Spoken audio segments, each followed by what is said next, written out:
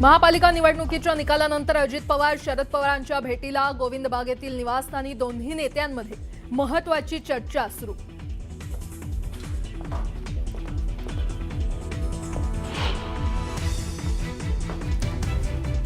मुंबईत भाजप शिवसेनेनं गाठला बहुमताचा आकडा। भाजपचा 89 तर शिवसेनेचा 29 जागांवर विजय। बीएमसीत महायुतीचा महापौर बसणार।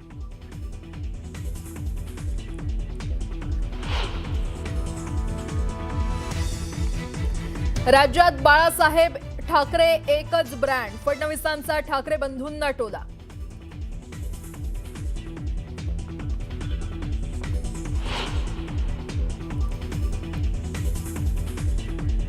मुंबईत मराठीच महापौर होणार तर उद्या ईव्हीएम पाडू शाही असे अनेक विषय येतील। मुख्यमंत्र्यांचा विरोधकांना खोचक टोला।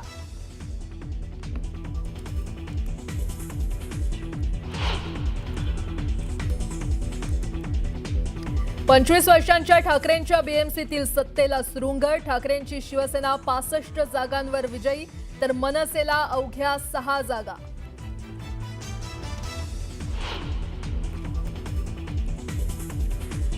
राज्यातील 29 महापालिकांपैकी 17हून अधिक ठिकाणी भाजपची मुसंडी। भाजप कार्यकर्त्यांकडून धुरंधर देवाभाऊ म्हणत फडणवीसांवर स्तुतीसुमनं।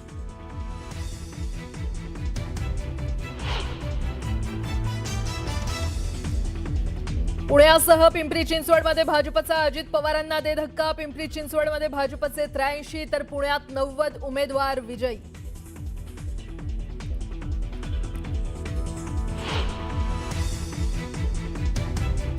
पुण्यात भाजपनं उडवला राष्ट्रवादीचा धुव्वा। जल्लोषावेळी मुरलीधर मोहोळांनी थोपटले दंड।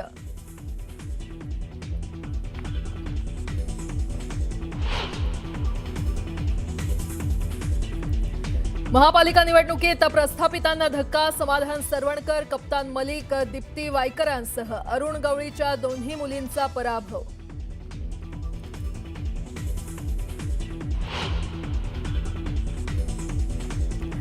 नवी मुंबईत गणेश नाईकांचा शिंदेंच्या शिवसेनेला धोबी पछाड। भाजप 65 तर शिवसेना 42 जागांवर विजयी।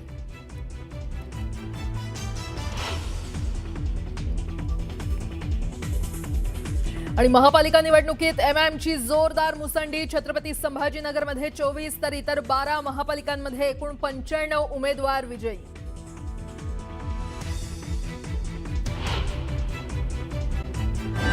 नमस्कार, मी प्रियंका लाठी। आपण पाहताय न्यूज 18 मराठी। तर कालचा दिवस 29 महापालिका आणि त्या 29 महापालिकांचे निकाल, त्यामध्ये झालेल्या अटीतटीच्या लढती या सगळ्यांमध्ये गाजलाय। तर संपूर्ण देशाचं लक्ष लागलेल्या मुंबई महापालिकेच्या निकालामध्ये महायुतीने बाजी मारली आहे। मुंबई महापालिकेवर शिवसेना भाजप महायुतीचा झेंडा फडकलाय। भाजपने 89 जागांवर तर शिवसेनेने 29 जागांवर विजय मिळवलाय। उद्धव ठाकरेंच्या शिवसेनेने 65 जागांवर सरशी साधली तर राज ठाकरेंच्या मनसेने 6 जागा मिळवल्यात। काँग्रेसला 24 जागा मिळाल्या तर समाजवादी पार्टीला 2, अजित पवारांच्या राष्ट्रवादीला 3 तर शरद पवारांच्या राष्ट्रवादी काँग्रेसने 1 जागेवर विजय मिळवलाय।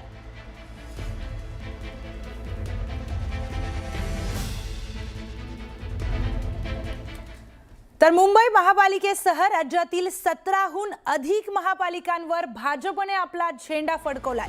विरोधकांवर टीका न करता केवळ विकासाच्या मुद्द्यावर प्रचार, हाच अजेंडा मुख्यमंत्री फडणवीसांनी या निवडणुकीमध्ये राबवला आणि मतांच्या रूपाने जनतेने भाजपला कौल दिला। या महाविजयानंतर मुंबईमध्ये भाजप मुख्यालयात जल्लोष करण्यात आला। यावेळी कार्यकर्त्यांनी झळकवलेली पोस्टर्स चर्चेमध्ये आली आहेत। धुरंधर देवाभाऊ अशा आशयाची पोस्टर कार्यकर्त्यांनी झळकवली। नगर परिषदेपाठोपाठच आता महानगरपालिकेमध्ये देखील भाजपने अव्वल स्थान पटकावलंय।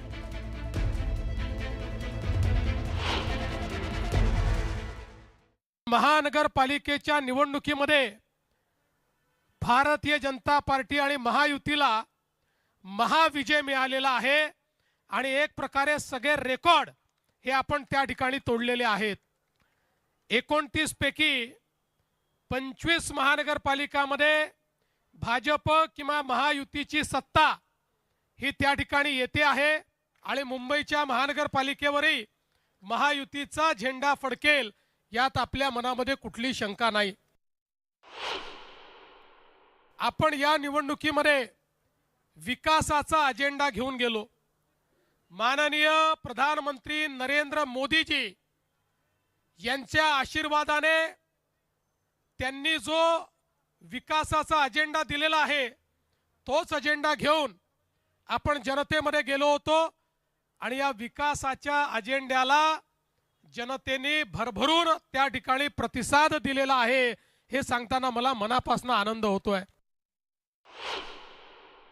आज एक गोष्ट अजून या निकालाने स्पष्ट केलेली आहे, महाराष्ट्राचा विश्वास हा प्रधानमंत्री नरेंद्र मोदीजींवरच आहे हे देखील या निकालाने स्पष्ट केलेलं आहे।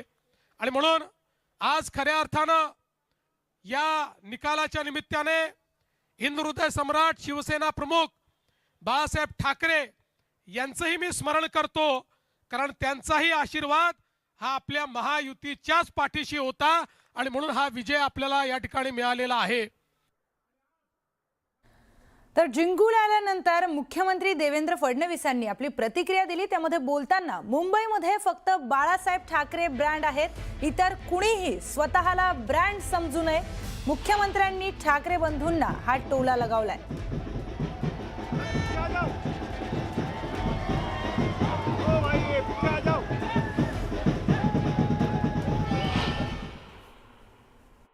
मी असं म्हणेन की महाराष्ट्रामध्ये ब्रँड जर म्हणाल तर एकच होता, तो म्हणजे हिंदू हृदय सम्राट शिवसेना प्रमुख बाळासाहेब ठाकरे। इतर कोणीही आपल्याला ब्रँड समजणं हे अतिशय अयोग्य आहे, तशा पद्धतीने कोणीही समजू नये असं माझं मत आहे। मी असं म्हणेन की आमच्या विकासाच्या अजेंड्याला मुंबईकरांनी साथ दिलेली आहे। उपमुख्यमंत्री अजित पवार शरद पवारांच्या भेटीला गेलेले आहेत। बारामतीच्या गोविंद बागेमध्ये अजित पवार हे शरद पवारांची भेट घेणार आहेत। सोबत राजेश टोपे, अमोल कोल्हे शरद पवारांच्या निवासस्थानी दाखल झालेत। ही मोठी बातमी आपण बघतोय। काल 29 महानगरपालिकांचे निकाल हाती आलेले आहेत। पुणे, पिंपरी चिंचवड आणि परभणी तीन महत्त्वाच्या ठिकाणी दोन्ही राष्ट्रवादींची युती होती। पुणे आणि पिंपरी चिंचवडमध्ये त्यांना पराभव स्वीकारावा लागतोय। भाजप हा मोठा भाऊ, मोठा पक्ष म्हणून पुणे आणि पिंपरी चिंचवडमध्ये समोर आलाय। आता त्यानंतरच्या या सगळ्या घडामोडी आहेत। उपमुख्यमंत्री अजित पवार आता शरद पवारांच्या भेटीला निघालेत। बारामतीच्या गोविंद बागेमध्ये शरद पवारांची ते भेट घेणार आहेत। आपण थेट जाऊयात आपले प्रतिनिधी जितेंद्र जाधव यांच्याकडे। जितेंद्र, काल सगळे निकाल समोर आले आणि त्यानंतरची ही भेट अतिशय महत्त्वाची।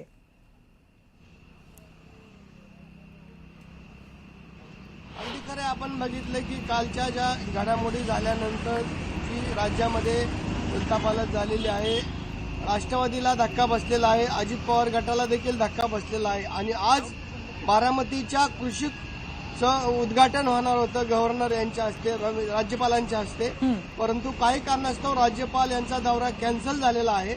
आणि आता म्हणजे एक 10 मिनिटाच्या पूर्वी माझ्याच पाठीमागं जे आपण बघतो ही गोविंद बाग, या गोविंद बागेमध्ये आत्ताच थोड्या वेळापूर्वी अजित पवार गेलेले आहेत, त्यांच्याबरोबर अमोल कोल्हे देखील आहेत, राजेश टोपे देखील आहेत। नक्की एकंदरीत सुप्रिया सुळे देखील आतमध्ये आहेत आणि शरद पवार देखील आहेत। म्हणजे आपण बघितलं की जी राष्ट्रवादीमध्ये उभी फूट पडली होती, ती उभी फूट पडल्यानंतर पुन्हा एकदा पवार कुटुंबीय या ठिकाणी एकत्र आलेलं दिसतं। नक्की राज्यामध्ये आणि केंद्रामध्ये काय बदल होतोय का हे देखील आपल्याला पाहावं लागणार आहे। निश्चितच जितेंद्र, धन्यवाद आपण दिलेल्या सविस्तर माहितीसाठी।